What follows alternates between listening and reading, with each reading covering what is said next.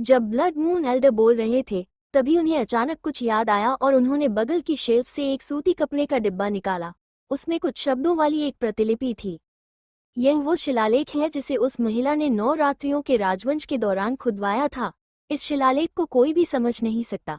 उस महिला के चले जाने के बाद पूर्व सम्राट ने गुप्त रूप से उस शिलालेख की प्रतियां ओयांग परिवार के बुजुर्गों के लिए तैयार करवाईं ताकि वे इसका अर्थ समझ सके। कृपया इसे देखें। पवित्र महिला। ये किंगटांग ने उस वस्तु को ध्यान से देखा। जब उसने एक नज़र डाली तो उसकी नज़र शिलालेख पर लिखे 3 शब्दों भूली हुई नदी की चट्टान पर टिक गई। भूली हुई नदी की चट्टान। ये किंगटांग की आंखों में आश्चर्य की झलक दिखाई दी। हे पवित्र देवी, क्या आप उस विस्मृत नदी की चट्टान के बारे में जानती हैं?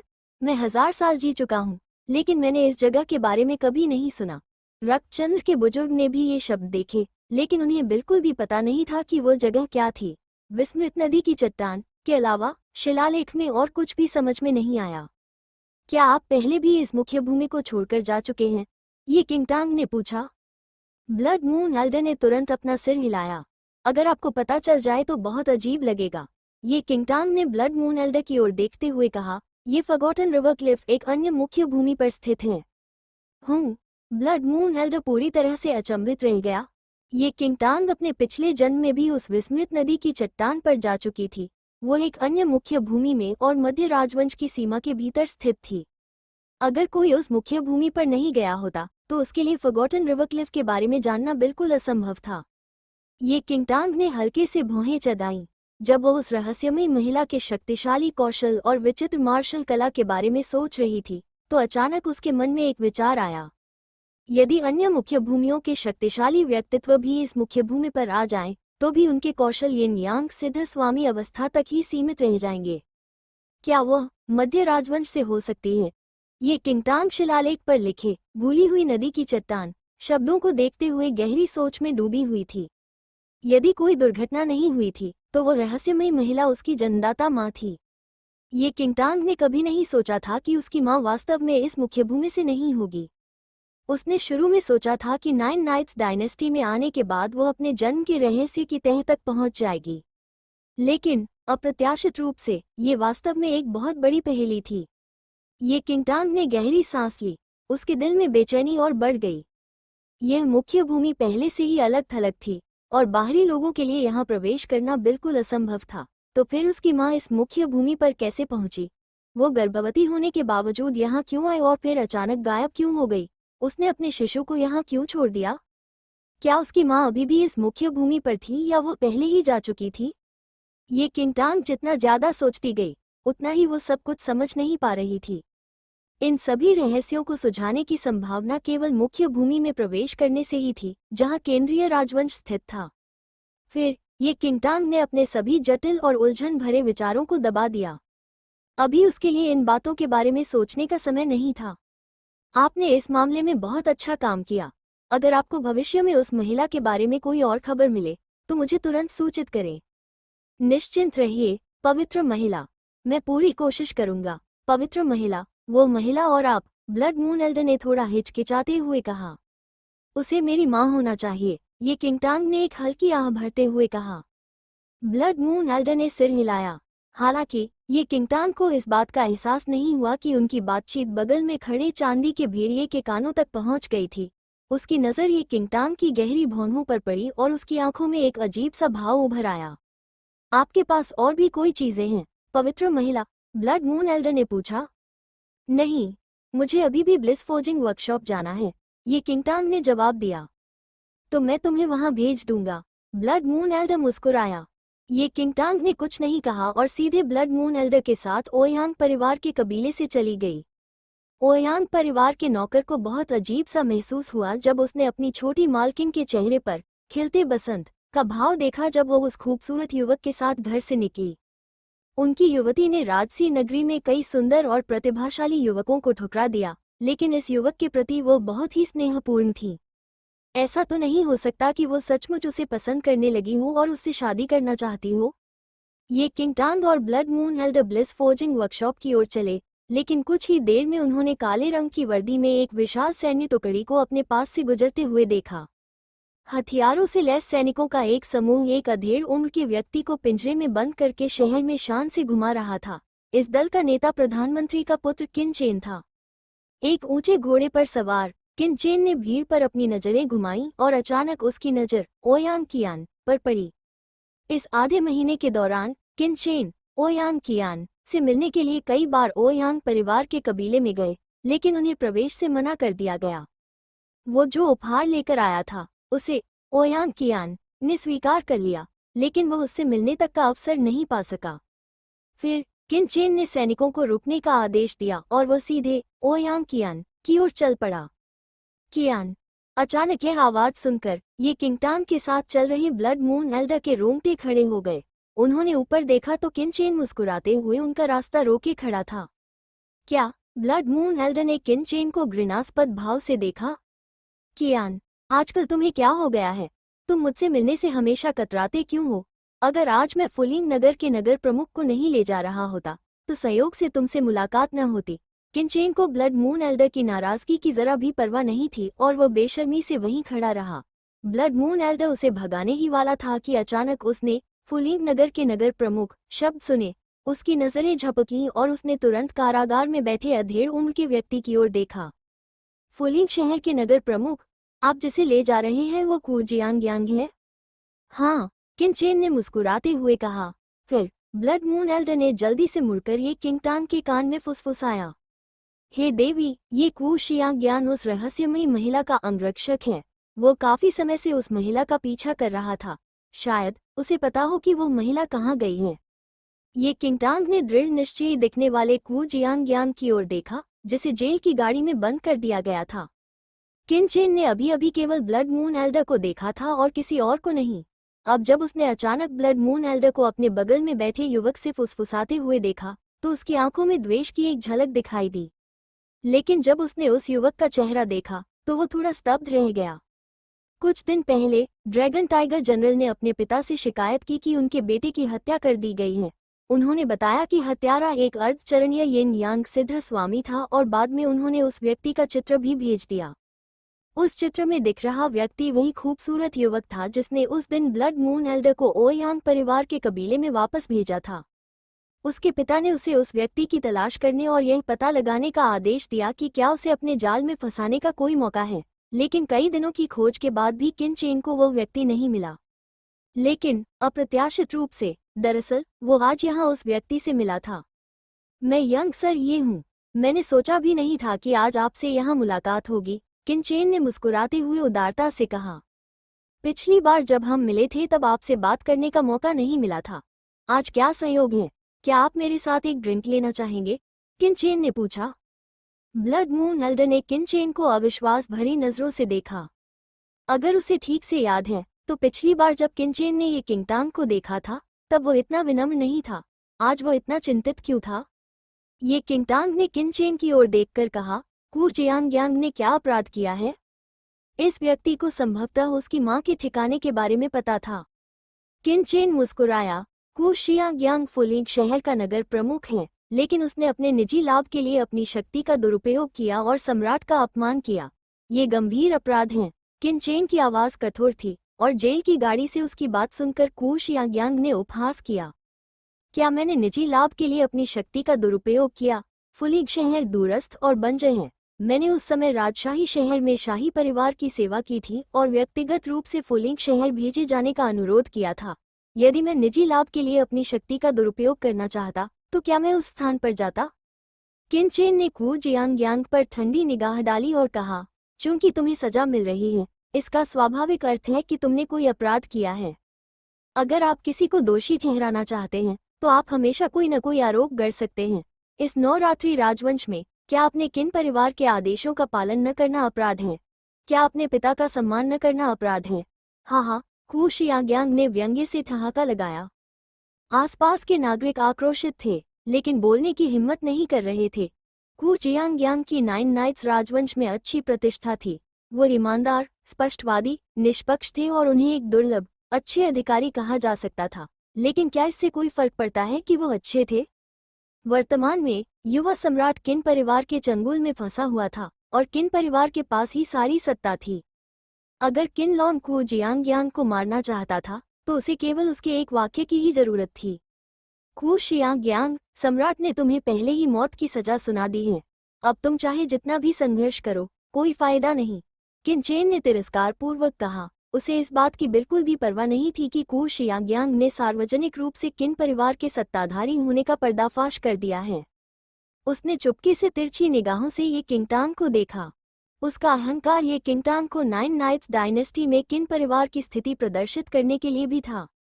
यदि वो आधे चरण के यिन यांग सिद्ध स्वामी को अपने साथ मिला लेता तो इससे स्वाभाविक रूप से किन परिवार की शक्ति दोगुनी हो जाती।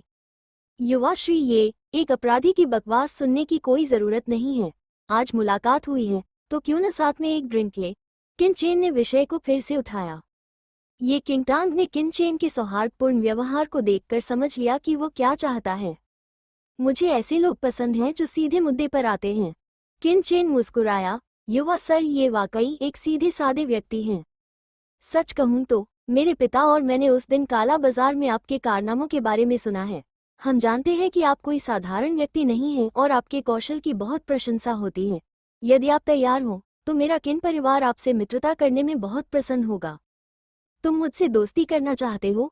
ये किंगटांग ने उदासीनता से कहा। जी हाँ। किन चेन ने बिना कुछ छिपाए बात जारी रखी। नवरात्रि राजवंश में सम्राट के अलावा किन परिवार से ऊपर कोई नहीं है। यदि युवा श्री ये तैयार हैं तो हम नवरात्रि राजवंश में आपकी हर जरूरत पूरी कर सकते हैं। आपको बस किन परिवार का सहयोगी बनना होगा। मुझे विश्वास है कि नवरात्रि राजवंश में किन परिवार से भी अधिक उपयुक्त मित्र आपको नहीं मिलेगा। किन चेन ने ये किंगटांग को अर्थपूर्ण ढंग से देखा। कौशल में उन्नति चाहने वाले किसी भी साधक को साधना के लिए पर्याप्त परिस्थितियों की आवश्यकता होती है और किन परिवार ये किंगटांग के लिए इन सभी परिस्थितियों को पूरी तरह से तैयार कर सकता था। नाइन नाइट्स डायनेस्टी में किन चेन द्वारा किसी के प्रति पक्षपात दिखाना दुर्लभ बात थी। किन चेन के व्यवहार को देखकर आसपास के नागरिकों में ये किंगटांग की पहचान को लेकर जिज्ञासा बढ़ती जा रही थी। आखिर उस खूबसूरत युवक में ऐसी कौन सी खूबियां थीं कि प्रधानमंत्री का बेटा उसके प्रति इतना विनम्र व्यवहार कर रहा था। सामने का दृश्य देखकर कू जियांग ने ठंडी हंसी हंसी। एक पंख के पंछी। कू शियांग ने कू शियांग को घूरकर देखा और ठंडे लहजे में कहा, तुम अपराधी हो और तुम्हें बोलने का कोई अधिकार नहीं है। क्या तुम्हें चुप कराने के लिए मुझे पहले तुम्हारी जीभ काटनी पड़ेगी। कू शियांग ने अपनी आंखें सिकोड़ ली। तुम सबने नए सम्राट को धोखा दिया और राज्य के मामलों में तबाही मचा दी। मैं क्यों न कहूँ, अगर मेरी मालकिन अभी भी जीवित होती तो वो तुम जैसे विश्वासघाती अधिकारियों को विद्रोह करने की अनुमति कभी नहीं देती। हाँ महाराज, आप जिस महिला की बात कर रहे हैं वो कहीं मर चुकी है। गर्भवती महिला का इस तरह शान से घूमना और राजकीय मामलों में दखल देना सरासर हास्यास्पद है। आप जैसे निकम्मे लोग ही उस लापता महिला के बारे में सोचते रहेंगे। किन चेन हंस पड़ा। मैं अभी किसी को आदेश दूंगा कि तुम्हारी जीभ काट दी जाए। मैं देखना चाहता हूं कि तुम्हारा निर्लज्ज स्वामी आकर तुम्हें बचाएगा या नहीं, उसने आगे कहा। इसके बाद किन चेन ने अपने बगल में खड़े एक गार्ड की ओर देखा। उन पहरेदारों ने तुरंत अपनी तलवारें निकाल ली, सीधे जेल की गाड़ी की ओर बढ़े और अपने हाथ ऊपर उठा लिए, मानो वे कू जियांग की जीभ काटना चाहते हों। स्वर्ग की आंखें हैं, वो नवरात्रि राजवंश को तुम जैसे लोगों के हाथों की कठपुतली नहीं बनने देगा। यहाँ तक कि अगर मैं मर भी जाऊं तो भी मैं तुम्हारे किन परिवार का पतन देखना चाहता हूँ। कू शियांग ने इस निराशाजनक स्थिति को सहते हुए गंभीर चेहरे से आकाश की ओर देखा। किन चेन ने ठंडे स्वर में आदेश दिया, तुरंत उसकी जीभ काट दो। कुछ गार्डों ने कू जियांग का मुंह खोलकर उसकी जीभ बाहर खींच ली, जबकि एक अन्य गार्ड ने तलवार लहराई। लेकिन तलवार लगने से ठीक पहले अचानक एक आकृति किन चेन के सामने से गुजरी। ये बिजली की गति से जेल के डिब्बे की ओर दौड़ा। पलक झपकते ही जेल के डिब्बे से एक बेहद ही भयावह आभा निकली और उसके बगल में खड़े पहरेदार दूर जा गिरे। अगले ही पल ये किंगटांग जेल की गाड़ी पर मजबूती से खड़ी हो गई। युवा श्री, ये आप क्या कर रहे हैं। किन चेन ने अविश्वास से ये किंगटांग की ओर देखा। उसकी आंखों में सदमे के भाव झलक रहे थे। ये किंगटांग ने किन चेन को ठंडे भाव से देखा। किन चेन, मैं तुम्हें अभी जवाब दे दूंगी। तुम्हारे किन परिवार से दोस्ती करने में मुझे कोई दिलचस्पी नहीं है। ये किंगटांग के बोलते ही उसने अचानक जेल के डिब्बे के ऊपर पैर पटका और जैसे ही उसका पैर पड़ा वो अटूट जेल का डिब्बा चकनाचूर हो गया। कू जियांग का चेहरा आश्चर्य से भर गया जब उसने ये किंगटांग को देखा जिसने अचानक उसे बचाया था। ये किंगटांग ने हाथ उठाकर कू जियांग के चारों ओर लगी मोटी धातु की जंजीरों को तोड़ दिया। युवक, आप? कू जियांग को यह विश्वास करना मुश्किल लग रहा था कि उसे वास्तव में आज़ादी वापस मिल गई है। ये किंगटांग ने उत्तर दिया, चूंकि तुम अपने स्वामी के साथ हो इसलिए उसका अपमान मत करो। इस तरह के व्यक्ति के हाथों मरना बहुत ही घृणित है। ये किंगटांग का मूल रूप से दखलंदाजी करने का कोई इरादा नहीं था, लेकिन कू जियांग ने एक बार उसकी मां की सेवा की थी। किन चेन हक्का बक्का रह गया और उसे समझ नहीं आ रहा था कि उसने ये किंगटांग को कैसे नाराज कर दिया। केवल बगल में खड़े ब्लड मून एल्डर को ही इसकी भली भांति जानकारी थी। भयभीत किन चेन को देखकर ब्लड मून एल्डर ने उसे मानो मृत मान लिया था। उसने ऐसे लोगों को देखा था जो अब अपना जीवन नहीं जीना चाहते थे, लेकिन उसने ऐसा कोई व्यक्ति नहीं देखा था जो इतनी जल्दी मौत को गले लगाने के लिए तैयार हो। उन्होंने होली लेडी की मां को बेशर्म औरत कहा, और तो और वह अपनी मां के अधीनस्थ कर्मचारी को भी मारना चाहती थी। युवा श्री, ये आपका इससे क्या तात्पर्य है? किन चेन होश में आया और उसने तिरछी आंखों से पूछा। मुझे यह व्यक्ति चाहिए, ये किंगटांग ने शांत भाव से कहा। हालांकि उसे 100% यकीन नहीं था कि वह रहस्यमयी महिला उसकी मां ही है, लेकिन अब तक मिले सुरागों के आधार पर यह गलत नहीं होना चाहिए। कू जियांग संभवतः वो व्यक्ति थे जो इसकी पुष्टि कर सकते थे और उस महिला के ठिकाने के बारे में जानते थे। युवा, ये किन परिवार आपकी कुशलता का सम्मान करता है, लेकिन सम्राट ने स्वयं कू जियांग को सिर कलम करने का आदेश दिया था। यदि आप उसे बचाना चाहते हैं तो क्या आप पूरे नवरात्रि राजवंश के शत्रु नहीं बन रहे हैं? किन चेन ने ठंडे स्वर में कहा। क्या सम्राट मुझे मौत की सजा देना चाहता है या तुम्हारे पिता किन लॉन्ग? मुझे राजनगर भेजने वाले शाही फरमान पर साफ साफ तुम्हारे पिता के हस्ताक्षर हैं। तुम्हारे किन परिवार ने ही सम्राट को धोखा दिया और एक विद्रोही को खत्म करने के लिए झूठा शाही फरमान जारी किया। कू जियांग ने पहले तो अपनी किस्मत मान ली थी, लेकिन अब जीवन की एक पतली सी उम्मीद बाकी थी, इसलिए वो हार नहीं मानेगा। किन चेन की आंखें तेज हो गईं। अगर उसने सचमुच ये किंगटांग को कू जियांग को बचाने की अनुमति दी तो भविष्य में 9 नाइट्स डायनेस्टी में किन परिवार की क्या प्रतिष्ठा होगी। इसके बाद किन चेन ने गुप्त रूप से एक गार्ड को प्रधानमंत्री के आवास पर खबर पहुंचाने के लिए भेजा, जबकि वो सैनिकों का नेतृत्व करते हुए ये किंगटांग और कू जियांग को घेरने के लिए आगे बढ़ा। युवा श्री, ये जब तक आप आज इस मामले में दखल नहीं देंगे मैं इस बारे में ज्यादा परेशान नहीं होऊंगा। किन चेन ने आखिरी बार चेतावनी दी। फिर भी ये किंगटांग के चेहरे पर कोई भाव नहीं दिखे। किन चेन की आंखों में द्वेष की एक झलक दिखाई दी और वो तुरंत चिल्लाया, पुरुषों, इन दोनों को पकड़ो। पलक झपकते ही आसपास मौजूद पहरेदार मधुमक्खियों के झुंड की तरह अंदर घुस आए। किन चेन अपने साथ सैकड़ों अंगरक्षक लेकर आया था और काले वस्त्र पहने लोगों का एक समूह ये किंगटांग और कू जियांग पर टूट पड़ा। ये किंगटांग ने अपनी ओर दौड़ते अंगरक्षकों पर नजर डाली और अपनी तलवार निकाल ली। तलवार निकलते ही अचानक भीड़ में एक ठंडी चमक फैल गई। जहां भी वो ठंडी चमक गुजरती थी उसे रोकने वाला कोई नहीं था और आगे बढ़ने वाले पहरेदार ये किंगटांग की तलवार की आभा से दूर फेंक दिए गए। पलक झपकते ही ये किंगटांग के आसपास के कई वर्ग मीटर का क्षेत्र खाली हो गया। सामने खड़े उस खूबसूरत युवक को देखकर कू जियांग की आंखों में विस्मय के भाव छा गए। ये किंगटांग के पीछे खड़े होकर वह उसकी दुबली पतली लेकिन प्रभावशाली आकृति को निहारते हुए थोड़ा असमंजस में पड़ गया। ऐसा लग रहा था मानो उसकी यादों की छाया उस युवक के पीछे के दृश्य पर आ पड़ी हो। उन्हें आज भी याद था कि 10 साल पहले जब सत्ता का हस्तांतरण हुआ था तब पूर्व सम्राट की स्थिति डांवाडोल थी। अधिकारियों के दबाव में आकर वो साया यहाँ आया और गद्दार सेनाओं का सफाया कर पूरे देश में अशांति को शांत किया और स्थिरता लाई। कू जियांग अनजाने में अपने आश्चर्य से उबर गया। सैकड़ों रक्षक इस युवक के प्रहार को सहन नहीं कर सके। तलवार की आभा के हर वार से चीख पुकार मच गई और अनगिनत लोग जमीन पर गिर पड़े। ये दृश्य देखकर किन चेन की आंखों में घबराहट के कुछ संकेत स्पष्ट रूप से दिखाई दे रहे थे। उसे यह बात अच्छी तरह से समझ आ गई थी कि उसके द्वारा लाए गए रक्षक आधे चरण यिन यांग सिद्ध स्वामी का मुकाबला नहीं कर सकते। समय को टालने की कोई संभावना न देखकर किन चेन तुरंत मुड़ा और भीड़ के बीच से निकलने की कोशिश करने लगा। ये किंगटांग ने किन चेन के भागने के प्रयास को तुरंत भांप लिया और उसका पीछा किया। किन चेन को बस अपनी पीठ से एक जबरदस्त दबाव महसूस हुआ। समय रहते प्रतिक्रिया देने में असमर्थ उसे अचानक अपनी पीठ पर एक झटका लगा और ये किंगटांग ने उसे तुरंत कॉलर पकड़कर पीछे की ओर खींच लिया। रुकना! जैसे ही ये किंगटांग ने किनचेन को पकड़ा, एक जोरदार चीख सुनाई दी। प्रधानमंत्री किनलोंग एक बड़ी सेना के साथ तेजी से आगे बढ़ रहे थे। अपने पिता को समय पर पहुंचते देख किनचेन ने तुरंत राहत की सांस ली। हे पिता, मुझे बचाओ! युवा, मैंने अपने बेटे को आपके बारे में बात करते सुना है और मेरा किन परिवार आपसे दोस्ती करना चाहता है। क्या मैं जान सकता हूं कि आप आज अचानक मेरे बेटे पर हमला क्यों कर रहे हैं? किनलोंग गंभीर चेहरे के साथ आगे बढ़ा और कुछ कदम दूर खड़ी ये किंगटांग को घूरते हुए घूरने लगा। खबर मिलने के बाद वो कुछ आदमियों को लेकर आया, लेकिन उसे नहीं पता था कि चीजें इस स्तर तक कैसे पहुंच गईं, जबकि मूल रूप से वह चाहता था कि किनचेन ये किंगटांग को अपने जाल में फंसा ले। चूंकि किनचेन इस समय ये किंगटांग के हाथों में थी, इसलिए किनलोंग ने बहुत सख्त रुख अपनाने की हिम्मत नहीं की।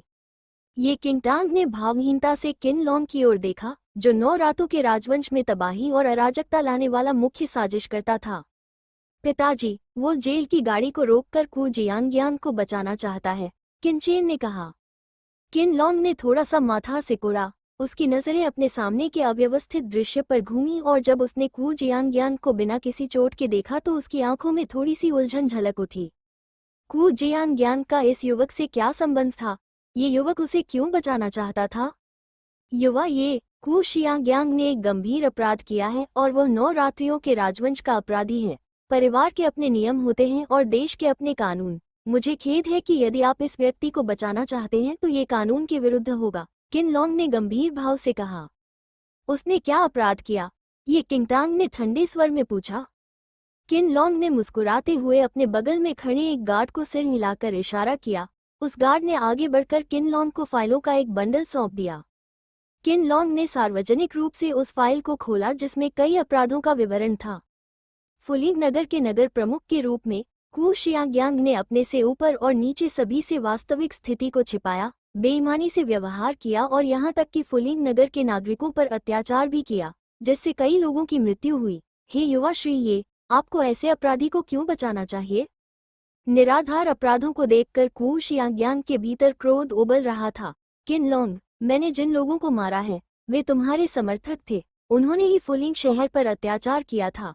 उन्होंने न केवल महिला नागरिकों को जबरन अगवा किया, बल्कि उनके परिवार के सभी सदस्यों का भी कत्ल कर दिया। उन्हें मारने में मेरा क्या कसूर है? किनलोंग ने शांत भाव से जवाब दिया। परिवार के अपने नियम होते हैं और देश के अपने कानून। अगर उन्होंने कुछ गलत किया है तो बस उन्हें मुकदमे में पेश करना काफी है। उन्हें पीट पीट कर मार डालने की क्या जरूरत है? उन पर मुकदमा चलाऊं? हाँ, पूरे 9 रात्रि राजवंश में किन परिवार के किसी सदस्य पर मुकदमा चलाने की हिम्मत कौन करेगा? अगर मैं उन पर मुकदमा भी चलाऊं तो भी वे दुष्ट अंततः बिना सजा पाए छूट जाएंगे, कू जियांगयांग ने ठंडे स्वर में कहा। किनलोंग ने कू जियांगयांग की ओर देखा, जो अब अपने गुस्से को रोक नहीं पा रहा था। लोग तो मर चुके हैं। तुम चाहे जो भी कहो, क्या ये सब तुम्हारी ही वजह से नहीं हुआ? इसके तुरंत बाद उन्होंने सीधे एक किंगटांग की ओर देखा और कहा, युवा श्री, आप एक समझदार व्यक्ति हैं। चूंकि आपको कू जियांगयांग के अपराध पर संदेह है तो पहले मेरे बेटे को रिहा क्यों नहीं कर देते? उसके बाद हम धीरे धीरे चर्चा कर सकते हैं। ये किंगटांग ने पाखंडी किनलोंग को ठंडी निगाहों से देखा। अपने पिछले जन्म में वो 9 रात्रि राजवंश में काफी समय तक रही थी और उसे किन परिवार के तौर तरीकों की अच्छी जानकारी थी। 9 रात्रि राजवंश में किन परिवार के लोग कुछ भी करने से पीछे नहीं हटते थे। किन परिवार की नापाक साजिशों का शिकार कितने वफादार अधिकारी हुए?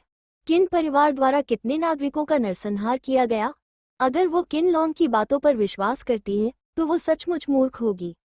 अगर मैं आपके बेटे को रिहा कर दूं तो मुझे डर है कि आप मुझे कभी भी राजशाही शहर छोड़ने नहीं देंगे, ये किंगटांग ने उदासीनता से कहा। किनलोंग की आंखों में एक क्रूर भाव झलक उठा। क्या इसका मतलब ये है कि मेरे पहले प्रस्ताव को ठुकराने के बाद आप किसी बात पर सहमत होना चाहते हैं? किंगटांग ने अचानक अपना सिर हिलाया। अगर आप वाकई चाहते हैं कि मैं आपके बेटे को रिहा कर दूं तो यह असंभव नहीं है। आपकी जो भी मांगे हों मुझे बता दीजिए। अनुकूल स्थिति की संभावना देखकर किनलोंग का तनावपूर्ण चेहरा शांत हो गया। ये किंगटांग ने आसपास के नागरिकों पर एक नजर डाली और फिर सतर्क कू जियांगयांग की ओर देखा। आपको बस सार्वजनिक रूप से कू जियांगयांग का नाम साफ करना है, उनके सामने झुकना है और अपनी गलती स्वीकार करनी है। उसके बाद मैं आपके बेटे को रिहा कर दूंगा। ये किंगटांग की बातों से सभी लोग अचंभित रह गए। ये किंगटांग चाहती थी कि किनलोंग कु जियांग के सामने घुटने टेक दे और सार्वजनिक रूप से अपनी गलती स्वीकार करे। यहाँ तक कि क्व जियांग भी हतप्रभ रह गए। किनलोंग के चेहरे पर उदासी छा गई और उसकी आंखों में द्वेष की भावना भर गई। बेशर्म पुरुषों, आओ। और किनलोंग कुछ करने ही वाला था, लेकिन ये किंगटांग ने अचानक एक पैर उठाया और किनचेन के पैरों पर लात मार दी। हवा में एक दर्द भरी चीख गूंज उठी। किनचेन, जिसके पैर टूट गए थे, दर्द से कराहते हुए तुरंत जमीन पर घुटने टेक कर बैठ गया और उसके खूबसूरत चेहरे से पसीना बहने लगा। रुको, किनलोंग ने जोर से चिल्लाया। कैसे? ये किंगटांग ने पूछा। किनलोंग की आंखों में क्रोध भरा हुआ था। तुम्हारी हिम्मत कैसे हुई मेरे बेटे को चोट पहुंचाने की? ये किंगटांग ने सिर हिलाया। किनलोंग की प्रतिक्रिया का इंतजार किए बिना उसने अपनी तलवार लहराई और किनचेन का बायां हाथ काट दिया। तुरंत ही खून तेजी से बहने लगा और हवा में खून की तेज गंध फैल गई। किनचेन दर्द से चीखते हुए जमीन पर गिर पड़ा। दर्द से उसका पूरा शरीर कांप रहा था और उसने अपनी बाईं बांह के टूटे हुए हिस्से को पकड़ रखा था। मैंने तुम्हें चुनाव करने का मौका दिया था। चूंकि तुम अपने बेटे को बचाना नहीं चाहते, तो मेरे पास कोई विकल्प नहीं है, ये किंगटांग ने उदासीनता से कहा। लेकिन अचानक उसकी आंखों में एक पल के लिए ठंडक सी झलक गई। उसने एक बार फिर अपना हाथ उठाया और राक्षसी रक्त तलवार ने सीधे किनचेन की गर्दन पर वार किया। स्टो! किनलोंग ने घबराकर दहाड़ा, लेकिन फिर भी वो एक कदम पीछे रह गया। जैसे ही ये किंगटांग ने अपनी तलवार लहराई, किनचेन का सिर धड़ से अलग हो गया और खून से लथपथ खोपड़ी लुढ़ककर किनलोंग के पैरों में जा गिरी। किनलोंग ने अविश्वास से अपने बेटे की खोपड़ी को देखा और उसकी आंखों में क्रोध भर गया। मैं चाहता हूं कि तुम मर जाओ। इसके टुकड़े टुकड़े कर दो। किनलोंग को लगा जैसे उसका हर अंग फट रहा हो। वो ये किंगटांग की खाल उतारकर उसे जिंदा ही खा जाना चाहता था। आसपास के नागरिक अचंभित थे। कई वर्षों तक किन परिवार के अत्याचार सहने के बाद वे ये कैसे उम्मीद कर सकते थे कि इस दुनिया में कोई ऐसा भी होगा जो किनलोंग के बेटे की हत्या करने का साहस करेगा? और ये तो किनलोंग के ठीक सामने ही था। किनलोंग के आदेश पर उसके आसपास मौजूद गार्डों ने तुरंत हमला कर दिया। इस बार किनलोंग हजारों अंगरक्षकों को लेकर आया और उसने राजमहल के शहर की सैन्य टुकड़ी को भी तैनात कर दिया। इसके अलावा उसने जिन कुशल लोगों को प्रशिक्षित किया था, उन्हें भी भेज दिया गया। उसी क्षण सभी लोग ये किंगटांग की ओर दौड़ पड़े। ये किंगटांग ने अपनी आंखें थोड़ी सिकोड़ी। इससे पहले कि वो वार करती, अचानक एक चांदी जैसी परछाई तेजी से गुजरी और ये किंगटांग की ओर बढ़ रहे आगे के कुछ लोगों को ओझल कर दिया। श्याओ गुआई! ये किंगटांग की आंखों में हल्की सी मुस्कान आ गई जब उसने अचानक उसके सामने खड़े चांदी के भेड़िए को देखा। चांदी के भेड़िए ने जरा भी समय बर्बाद नहीं किया और सीधे अपने नुकीले पंजों का इस्तेमाल करके ये किंगटांग की ओर बढ़ रहे लोगों को चीर फाड़ दिया। जब छोटे सफेद बाघ ने चांदी के भेड़िए को ये किंगटांग की सहायता के लिए आते देखा तो उसकी आंखों में एक असामान्य चमक दिखाई दी। ये क्या बकवास है? कम संख्या वाले को धमका रहे हो? छोटे सफेद बाघ ने तुरंत चिल्लाते हुए सफेद आग का गोला फेंक दिया। जो भी व्यक्ति उस सफेद लौ के संपर्क में आता, वो तुरंत ही आग की चपेट में आ जाता और कुछ ही समय में राख में बदल जाता। ये किंगटांग ने हमला नहीं किया था, लेकिन चांदी के भेड़िए और छोटे सफेद बाघ ने पलक झपकते ही लगभग 100 पहरेदारों को मार डाला था। उसके दोनों ओर एक एक भेड़िया और बाघ थे और उसकी भयंकर मुद्रा देखकर कोई भी डर से कांप उठता था। ब्लड मून एल्डर ने तुरंत अपनी आस्तीनें ऊपर चढ़ा ली और लड़ाई में शामिल होने की तैयारी करने लगा। हालांकि किनलोंग द्वारा लाए गए कुछ गार्ड अचानक ब्लड मून एल्डर के पास पहुंचे और बोले, सुश्री ओयांग, यह व्यक्ति खतरनाक है, कृपया जल्दी से यहाँ से चले जाएं। जल्दी छोड़ें। गुस्से भरी निगाहों से देखते हुए ब्लड मून एल्डर ने दोनों गार्डों के सिर आपस में टकराकर कुचल दिए। फिर वह उछलकर युद्ध के मैदान में कूद पड़ा और ये किंगटांग के साथ खड़ा हो गया। भयंकर क्रोध में किनलोंग ये देखकर आश्चर्यचकित रह गया कि ओयांग कियान अचानक युद्ध के मैदान में शामिल हो गई हैं। ओयांग कियान, तुम क्या कर रही हो? मैं ओयांग परिवार की छोटी कुतिया हूँ। क्या मुझे अब भी आपको ये समझाने की जरूरत है कि मैं क्या कर रही हूँ? ब्लड मून एल्डर ने ठंडे लहजे में उपहास किया। किनलोंग की सिकुड़ी हुई आंखों में घृणा स्पष्ट रूप से झलक रही थी। ओयांग कियान, मेरे बेटे ने तुम्हारे साथ अच्छा व्यवहार किया और तुम दोनों एक दूसरे से बहुत प्यार करते थे। फिर भी अब तुम मेरे बेटे के हत्यारे को संरक्षण दे रही हो। छी, तुम्हारे बेटे से इतना प्यार कौन करता है? भला मैं उस कुत्ते पर कैसे मोहित हो सकती हूँ? ब्लड मून एल्डर ने जवाब दिया। किन लोंग इतना क्रोधित हुआ कि उसे सीने में तेज दर्द महसूस हुआ। पवित्र देवी, मैं आपकी सहायता के लिए यहाँ हूँ, ब्लड मून एल्डर ने ये किंगटांग से फुसफुसाते हुए कहा। ये किंगटांग अवाक रह गई। नागरिक स्तब्ध रह गए। आखिर यह खूबसूरत युवक कौन था? उसने न केवल सार्वजनिक रूप से किन चेन की हत्या की, बल्कि अब ओयांग परिवार की युवा मालकिन भी उसके समर्थन में आगे आने से नहीं हिचकिचाई। हे देवी, आपका ये भेड़िया तो वाकई बहुत अच्छा है। रक्तचंद्र के बुजुर्ग ने बगल में खड़े चांदी के भेड़िए पर एक नज़र डाली। उन्होंने इस चांदी के भेड़िए को दूर से कई बार देखा था और आज पहली बार इसे इतने करीब से देखा था। चांदी का भेड़िया उसे खाली निगाहों से घूरता रहा। हमला करो, बस ओयांग कियान को चोट मत पहुंचाना, किनलोंग ने ठंडे लहजे में आदेश दिया। उसे नहीं पता था कि इस ओयांग कियान ने कौन सा जादुई पे पी लिया है कि वो ये की मदद कर रही है, लेकिन अगर उसने सच में ओयांग कियान को मार डाला तो ओयांग परिवार उससे पूरी तरह से नाता तोड़ लेगा। हजारों पहरेदार उमड़ पड़े और आदेश मिलते ही शहर के और भी पहरेदार तुरंत पहुंच गए। राजशाही शहर की सड़कों पर एक असाधारण रूप से भयंकर युद्ध छिड़ गया। कुछ ही पलों में युद्ध क्षेत्र के पास की सड़कें शहर के रक्षकों से घिर गईं। छोटे सफेद बाघ ने अपने सामने खड़े अनगिनत पहरेदारों को देखा, क्योंकि आग उगलने के लिए उसकी लार लगभग सूख चुकी थी। ये किंगटांग की आंखों में अचानक एक तीक्ष्ण, घातक भाव उभर आया। एक छलांग के साथ उसके हाथों में मौजूद दानवी रक्त तलवार अचानक सुनहरी आग की एक परत से ढक गई और उसने अपनी तलवार नीचे की ओर चलाई। पलक झपकते ही सुनहरी लपटों से मिश्रित तलवार की आभा दर्जनों मीटर के दायरे में फैल गई। एक जोरदार धमाके के साथ तलवार की आभा के दायरे में मौजूद हर कोई उड़ गया। लगभग 1000 लोग जमीन पर गिर पड़े। कोने में छिपे राजशाही शहर के नागरिक अपनी आंखों के सामने हो रहे भयंकर युद्ध को देखकर आश्चर्यचकित रह गए। नवरात्रि राजवंश के दौरान किन परिवार अत्यंत अहंकारी और क्रूर था और नागरिक कई वर्षों से दमन में जी रहे थे। अब जब उन्होंने देखा कि किन परिवार की सत्ता को चुनौती देने का साहस करने वाला इकलौता युवक हड़ताल पर है, तो सभी का क्रोध फूट पड़ा। अधिकाधिक शहरी टुकड़ियां आगे बढ़ी, लेकिन उनकी संख्या चाहे कितनी भी हो, ये किंगटांग ने उन्हें आसानी से काबू में कर लिया। पलक झपकते ही चारों ओर लाशें पड़ी थीं और हवा में खून की तीव्र गंध फैल गई थी।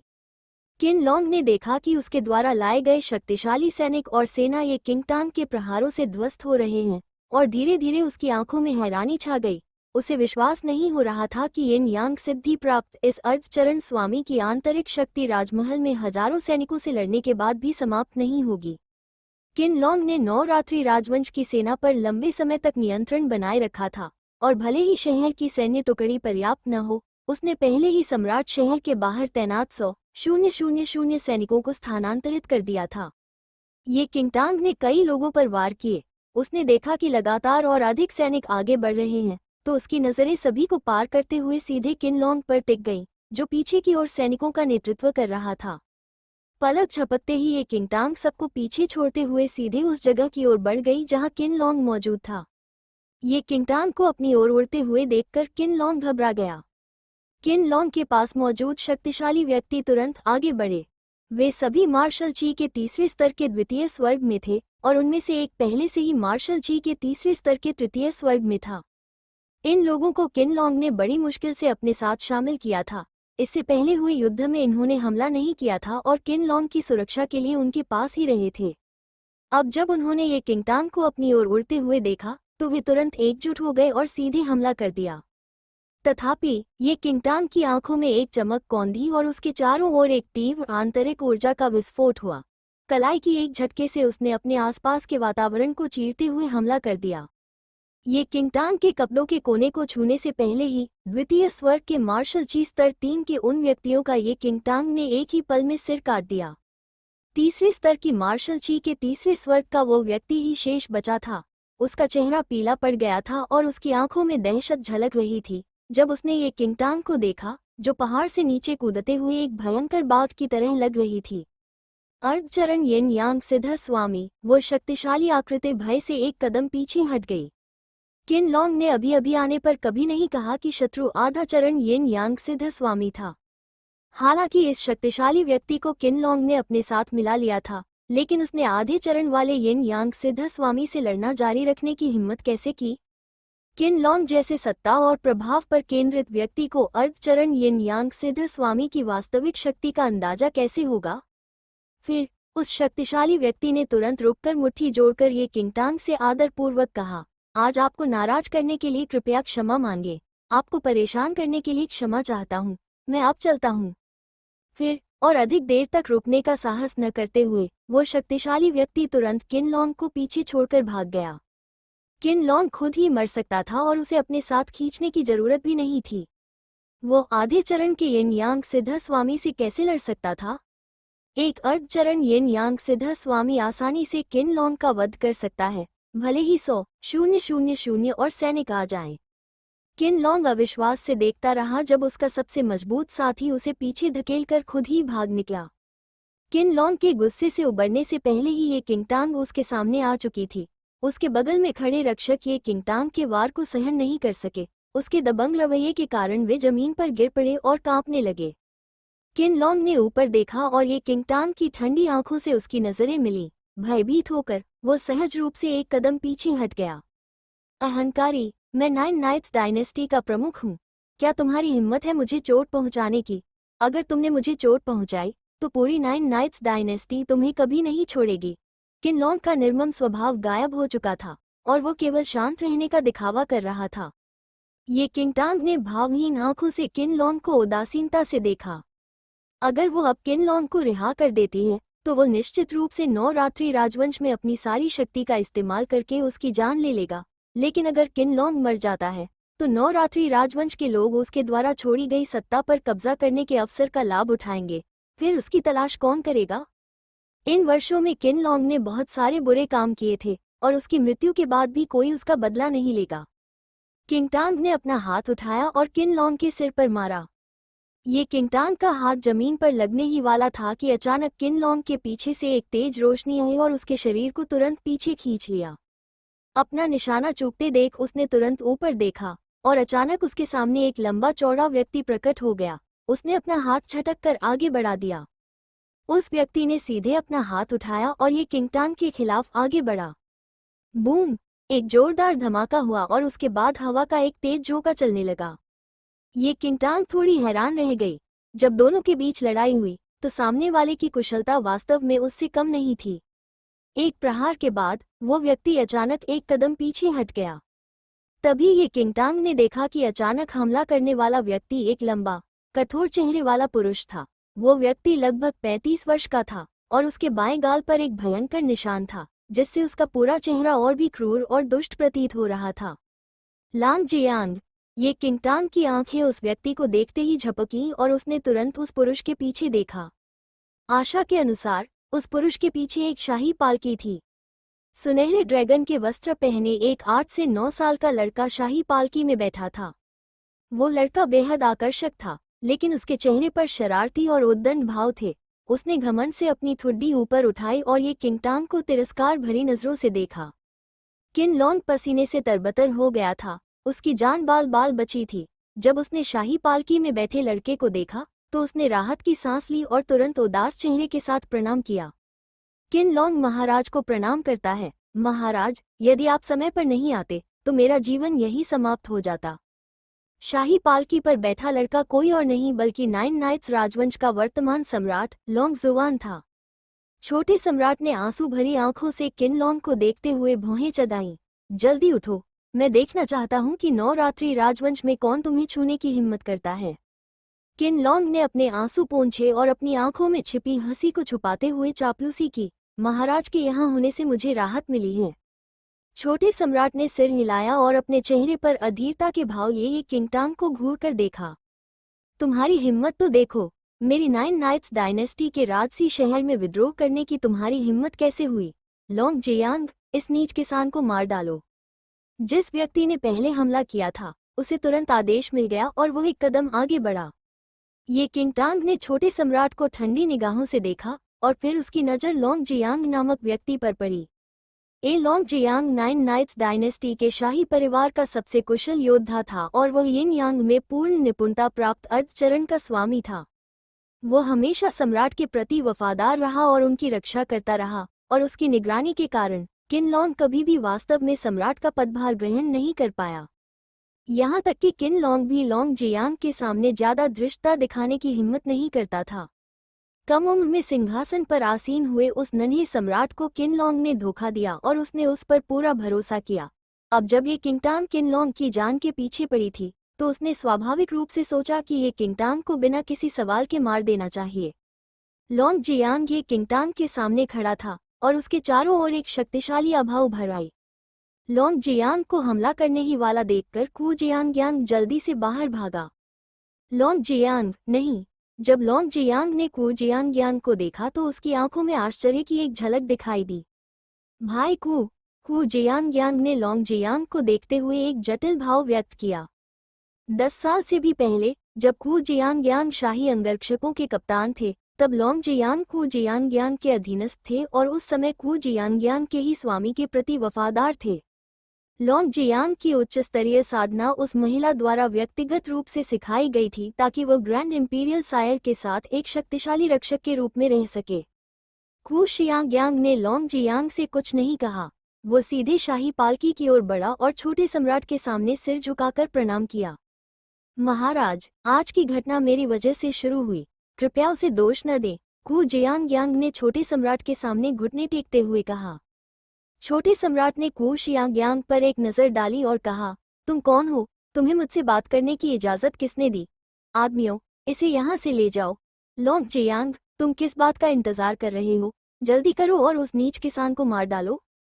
मुझे। कू जियांग बुरी तरह हिल गया था। इससे पहले कि वो कुछ कह पाता कुछ गार्ड उसे अपने साथ ले गए। महाराज, मैं। कू जियांग अभी भी बोलना चाहती थी। नन्हे सम्राट ने अधीरता से भौहें चढ़ाईं। इसे चुप कराओ, कितना शोर मचा रहा है। किन लोंग ने छोटे सम्राट की मूर्खता पर मुस्कुराया और उसकी आंखों में संतुष्टि का भाव छा गया। जब उसने देखा कि कू जियांग के मुंह पर पट्टी बंधी है तो उसने अपनी भौहें ऊपर उठा लीं। लोंग जियांग पहले थोड़ा हिचकिचा रहा था लेकिन छोटे सम्राट ने आदेश दे दिया था। फिर वो दृढ़ता से सीधे ये किंगटांग की ओर बढ़ गया। आधे चरण के येन यांग सिद्ध स्वामी के कौशल की तुलना आम लोग नहीं कर सकते थे। लोंग जियांग की गति और ताकत बेहद भयावह थी। ये किंगटांग का चेहरा सामान्य बना रहा जब उसने लोंग जियांग को अपनी ओर बढ़ते देखा।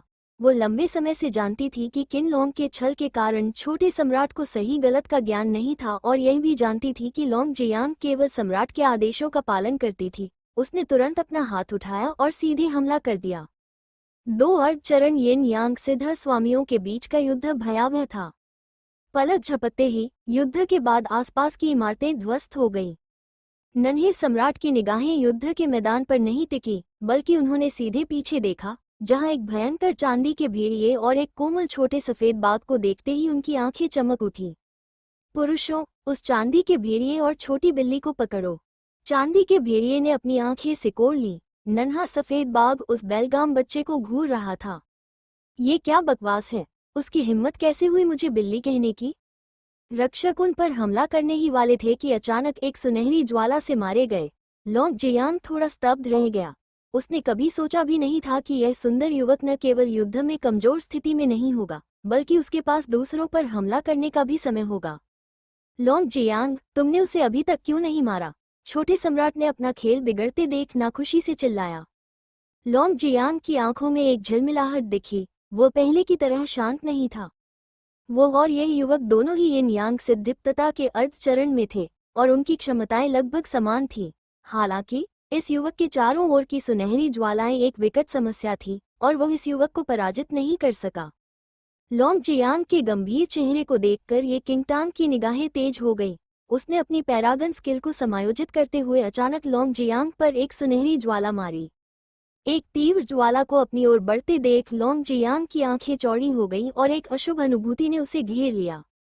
इस सुनहरी लौ में कुछ गड़बड़ है। लोंग जियांग ने जल्दी से अपनी आंतरिक ऊर्जा को स्थानांतरित किया। जैसे ही सुनहरी लौ बुझी, एक जोरदार धमाके ने सबके कान फाड़ दिए। उस बल के कारण लोंग जियांग कई मीटर पीछे धकेल दिया गया और उसके अधिकांश कपड़े जल गए। उसकी त्वचा पर असहनीय दर्द भी बना रहा। वे दोनों ही येन यांग के आधे चरण के सिद्ध स्वामी थे। उसने कभी सोचा भी नहीं था कि इस युवक के कौशल वास्तव में उससे कहीं अधिक होंगे। बुरी तरह घायल लोंग जियांग को देखकर किन लोंग की आंखें सदमे से चौड़ी हो गईं। लॉन्ग जियांग कई साल पहले ही येनयान के आधे चरण के सिद्ध स्वामी के पद तक पहुंच चुका था और किनलोंग ने अनुमान लगाया कि लॉन्ग जियांग निश्चित रूप से इस नासमझ युवक को शांत करने में सक्षम होगा। लेकिन अब की स्थिति को देखते हुए, लॉन्ग जियांग, तुम क्या कर रहे हो? मैं तुम्हें इस तुच्छ किसान को मारने के लिए 3 चालों की समय सीमा दे रहा हूँ। छोटे सम्राट के चेहरे पर अधीरता स्पष्ट झलक रही थी और उसने जोर से फटकार लगाई। लॉन्ग जियांग के चेहरे पर गंभीरता का भाव था।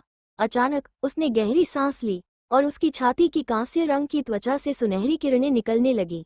सुनहरी किरणें धीरे धीरे उसके शरीर पर एकत्रित होकर एक जीवंत और सजीव विशालकाय ड्रैगन प्रतीक का रूप ले लिया। स्वर्ग से ड्रैगन को पराजित करना।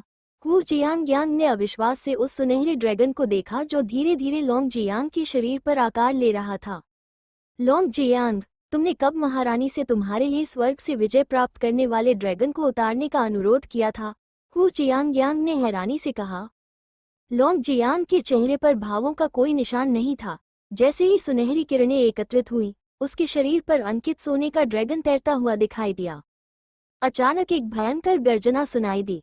अचानक एक विशालकाय सोने का अजगर हवा में उड़ता हुआ निकला और लॉन्ग जियांग के सिर के ऊपर मंडराने लगा। उस विशालकाय अजगर का व्यवहार अत्यंत शक्तिशाली था, मानो वो प्रकृति का कोई असाधारण प्राणी हो। उस विशालकाय अजगर को देखकर आसपास के नागरिक भयभीत हो गए और उनकी आंखों में श्रद्धा का भाव छा गया। स्वर्ग से आने वाले ड्रैगन को पराजित करना महारानी द्वारा प्रयुक्त एक तकनीक थी, जिसमें ड्रैगन की आभा का उपयोग करके शत्रु के शरीर को जकड़ लिया जाता था। इस चाल का प्रयोग केवल एक बार किया जा सकता था और यह उपयोगकर्ता के लिए अत्यंत हानिकारक थी। साथ ही इसकी आक्रमण क्षमता भी बेहद शक्तिशाली थी। उनकी लॉर्डशिप ने अनायास ही उल्लेख किया कि स्वर्ग से आया विनाशकारी ड्रैगन किसी स्थान को पूरी तरह से नष्ट कर सकता है, लेकिन इससे उपयोगकर्ता का जीवन छोटा हो जाएगा। हु जियांग ने कभी सोचा भी नहीं था कि लॉन्ग जियांग ने वास्तव में उनकी स्वामी से उन पर स्वर्ग से विजयी ड्रैगन का चिन्ह अंकित करने का अनुरोध किया था। युवा श्री, ये सावधान, हु जियांग ने जल्दी से चेतावनी दी। ये किंगटांग ने लॉन्ग जियांग के ऊपर स्थित सुनहरे ड्रैगन को देखते हुए अपनी आंखें सिकोड़ लीं। उसने चुपचाप अपने शरीर की आंतरिक ऊर्जा को एकत्रित किया और अपने शरीर में मौजूद पैरागन स्किल को सक्रिय किया। नन्हे सम्राट ने पहली बार सोने के अजगर को देखा था और वो सुखद आश्चर्यचकित हुए बिना नहीं रह सके। जल्दी करो, मेरे लिए उसे मार डालो। लॉन्ग जियांग ने गहरी सांस ली। अचानक उसकी आंतरिक ऊर्जा उसके शरीर से बाहर निकलकर सुनहरे ड्रैगन पर एकत्रित हो गई। स्वर्ण ड्रैगन ने अनंत ऊर्जा को अवशोषित किया और एक कान फाड़ देने वाली दहाड़ लगाई। अगले ही पल सोने के अजगर ने अपना मुंह खोला और ये किंगटांग की ओर दौड़ पड़ा। तेज हवा के झोंके के साथ ही सोने का अजगर कराहते हुए ये किंगटांग की ओर जोरदार छलांग लगाने लगा। ये किंगटांग की आंखों में एक पल के लिए शीतलता झलक उठी। अचानक उसके चारों ओर एक सुनहरी लौ फैल गई और लपटों से एक अग्नि पक्षी प्रकट हुआ। अल्टीमेट ओरिजिन स्किल, फीनिक्स का उदय। एक चीख के साथ आग के गोले लिए अग्नि फीनिक्स सीधे सामने से आ रहे विशालकाय ड्रैगन पर झपटा। पलक झपकते ही सोने का अजगर और अग्नि फीनिक्स आपस में टकरा गए। टक्कर के प्रभाव से आसपास की हर चीज चकनाचूर होकर बह गई। एक तीखी फीनिक्स की चीख गूंजी और अग्नि फीनिक्स ने सीधे अपने तेज पंजों का इस्तेमाल करके मायावी सुनहरे ड्रैगन के टुकड़े टुकड़े कर दिए।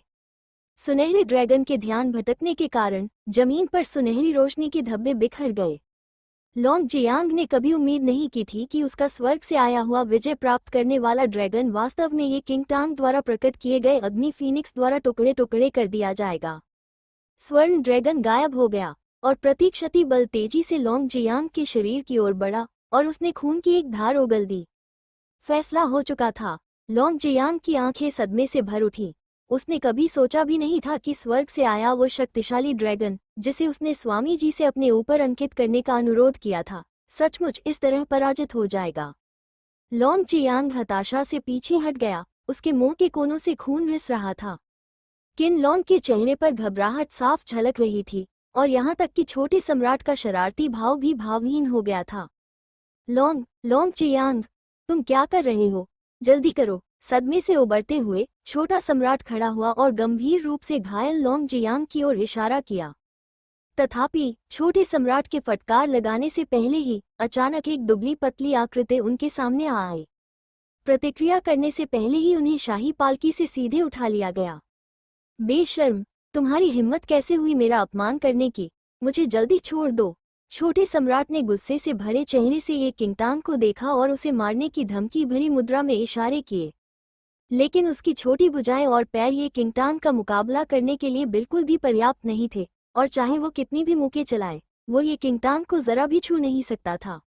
ये किंगटांग ने नन्हे सम्राट को शाही पालकी से उठाया और अपनी मूल स्थिति में छलांग लगा दी। छोटे सम्राट के साथ पहले कभी किसी ने ऐसा बर्ताव नहीं किया था और वो गुस्से से दहाड़ उठा। तुम्हारी गंदी जुबान मुझे छूने की हिम्मत कैसे हुई? मुझे जल्दी से नीचे उतारो, मैं तुम्हारे पूरे खानदान का सफाया कर दूंगा। ये किंगटांग ने अपनी भौहें उठाईं और उस क्रूर और अत्याचारी छोटे सम्राट को देखा। उसने अपने पिछले जीवन में इस छोटे सम्राट के मूर्खतापूर्ण और उद्दंड व्यवहार के बारे में सुना था, लेकिन आज जब उसने इसे अपनी आंखों से देखा तो यह और भी बुरा निकला। ये किंगटांग ने एक हाथ से नन्हे सम्राट को उठाया और दूसरे हाथ से उसके नितंबों पर प्रहार किया।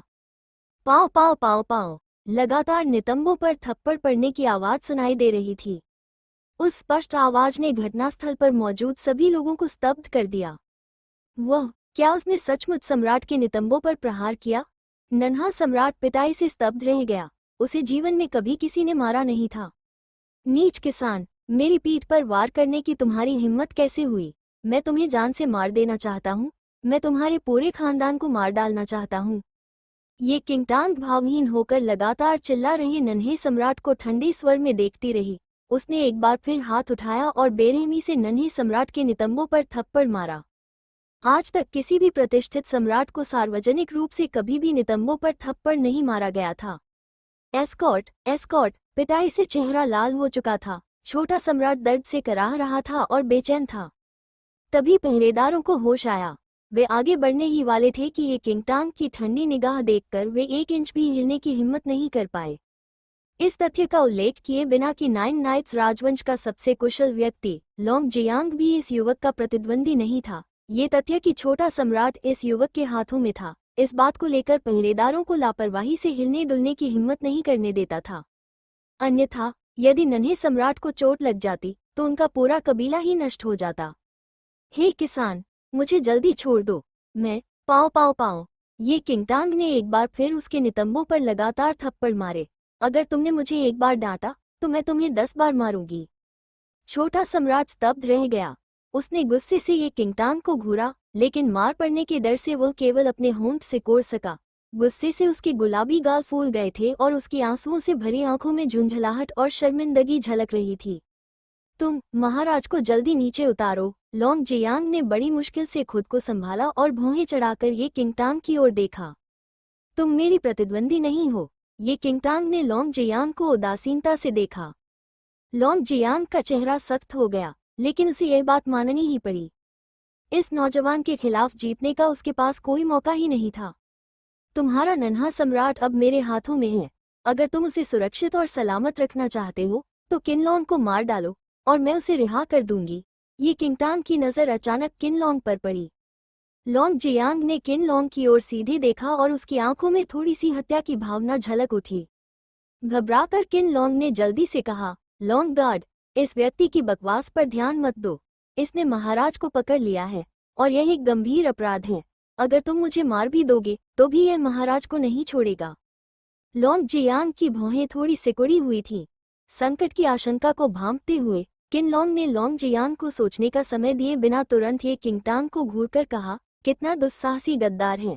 महाराज की सुरक्षा को खतरा पहुंचाने की तुम्हारी हिम्मत कैसे हुई? आदमियों, इसे पकड़ो। किनलॉन्ग की चीख ने सबको स्तब्ध कर दिया। गार्डों के चेहरे पर कोई भाव नहीं था। क्या आप सभी को अब अपने सम्राट के जीवन और मृत्यु की कोई परवाह नहीं है? ये किंगटांग ने अचानक किनलॉन्ग से पूछा। किनलॉन्ग ने हल्की सी हंसी हंसी, हालांकि उसने अपने चेहरे पर अभी भी एक नेक भाव बनाए रखा था। तुम्हारे जैसे किसी व्यक्ति के लिए महाराज को रिहा करना सरासर नामुमकिन है। हालांकि महाराज युवा हैं, फिर भी वे 9 रात्रियों के राजवंश के शासक हैं और कभी भी तुम्हारे सामने आत्मसमर्पण नहीं करेंगे। हे पुरुषों, आज ही इस गद्दार किसान को मार डालना अनिवार्य है। किनलॉन्ग जानता था कि अगर कोई विकल्प होता तो लॉन्ग जियांग निश्चित रूप से छोटे सम्राट के जीवन के बदले में उसका इस्तेमाल करता, लेकिन अगर उसने कुछ नहीं किया तो उसे मौत का इंतजार करना पड़ेगा। किनलॉन्ग, तुम बदतमीज हो। लॉन्ग जियांग ने किनलोंग को घूरते हुए चिल्लाकर कहा। हालांकि किनलोंग ने लॉन्ग जियांग की परवाह नहीं की और तुरंत अपने पास मौजूद सैन्य मुहर निकाल ली। सैन्य मुहर मेरे हाथ में है और कोई भी मेरे आदेशों का उल्लंघन नहीं कर सकता। रक्षकों, मेरा आदेश ग्रहण करो। इस गद्दार को मार गिराने के लिए अपनी पूरी ताकत लगा दो। तुम। लॉन्ग जियांग गुस्से से आग बबूला हो रहा था और आगे बढ़ना चाहता था, लेकिन पलटवार के प्रभाव से उसके मुंह से खून निकल आया और उसके कदम लड़खड़ाने लगे। 9 रात्रियों का राजवंश लंबे समय से किनलोंग के नियंत्रण में था और छोटा सम्राट केवल नाम का सम्राट था, जिसके पास कोई शक्ति नहीं थी। सैन्य मुहर वर्तमान में किनलोंग के हाथों में थी और सैन्य टोकरियों ने तुरंत आदेश प्राप्त किया और ये किंगटांग की ओर एकत्रित हो गई। छोटे सम्राट ने अविश्वास से भरी चौड़ी आंखों से अपने चारों ओर खड़े सैनिकों को देखा। किनलोंग, क्या तुम पागल हो गए हो? मैं अभी भी इस व्यक्ति के हाथों में हूँ। मेरी सुरक्षा को नजरअंदाज करने की तुम्हारी हिम्मत कैसे हुई? इस बार नन्हा सम्राट इतना मूर्ख नहीं था। किनलोंग की आंखों में हत्या का भाव झलक रहा था और उसका चेहरा बर्फ की तरह ठंडा था। महाराज, राष्ट्र के लिए अपना शरीर समर्पित करने के आपके इस अनुग्रह के लिए संपूर्ण 9 नाइट्स राजवंश आपका आभारी रहेगा। नन्हे सम्राट की आंखें घूरते घूरते लगभग बाहर निकल आए। इन सब बातों की उम्मीद रखते हुए ये किंगटांग ने भावहीन होकर सब कुछ देखा। उसने अचानक अपने हाथ उठाए और सीधे उस क्रोधित छोटे सम्राट को अपने बगल में खड़े ब्लड मून एल्डर की ओर फेंक दिया और फिर किनलोंग के सामने की ओर दौड़ पड़ी। किनलोंग को प्रतिक्रिया करने का भी समय नहीं मिला और उसने केवल अपने पास से एक परछाई को तेजी से गुजरते हुए देखा। अगले ही पल अचानक उसकी आंखों के सामने एक तेज रोशनी चमकी। खून फव्वारे की तरह फूट निकला। किनलोंग ने अविश्वास से अपनी कटी हुई गर्दन को पकड़ते हुए अपनी आंखें चौड़ी कर ली। उसकी उंगलियों से खून की बड़ी बड़ी धाराएं बह निकली। वो हड़बड़ी में पीछे हटा और अपने पीछे खड़ी शाही पालकी से टकराकर जमीन पर गिर पड़ा। किनलोंग ने कभी नहीं सोचा होगा कि वर्षों तक 9 नाइट्स डायनेस्टी पर शासन करने के बाद उसकी मृत्यु वास्तव में इस युवक के हाथों होगी। पल भर में किनलोंग के चेहरे का सारा रंग उड़ गया और उसकी महत्वाकांक्षा से भरी आंखों की आखिरी चमक भी खामोशी से बुझ गई। किनलोंग की मृत्यु हो गई थी। मृत किनलोंग को देखकर लॉन्ग जियांग के मन में जटिल भावनाएं उमड़ रही थी। उसने तुरंत ये किंगटांग की ओर देखा और कहा, किनलोंग मर चुका है, अब आप महाराज को रिहा कर सकते हैं। ये किंगटांग ने लॉन्ग जियांग को घूरकर देखा और जवाब दिया, मैंने कहा था कि अगर तुम मेरे सम्राट को मार दोगे तो मैं उसे रिहा कर दूंगी। तुम। लॉन्ग जियांग कांप उठी। किंगटांग मुड़ी और वापस चली गई। छोटा सम्राट ब्लड मून एल्डर के हाथों में था और जैसे ही वो होश में आया उसने ब्लड मून एल्डर को काट लिया। ब्लड मून एल्डर की प्रतिक्रिया बहुत तेज थी और उन्होंने तुरंत छोटे सम्राट को ऊपर उठा लिया। ये किंगटांग की मुद्रा का अनुकरण करते हुए उन्होंने अपना हाथ उठाया और छोटे सम्राट के नितंब पर एक थप्पड़ मारा। धिक्कार है, तुम्हारी हिम्मत कैसे हुई मुझे काटने की? छोटा सफेद बाघ किनारे से छोटे सम्राट को देख रहा था और अचानक उसे लगा कि ये दृश्य उसे जाना पहचाना सा लग रहा है। महामहिम को आप कैसे रिहा करेंगे? लॉन्ग जियांग ने गहरी सांस लेते हुए पूछा।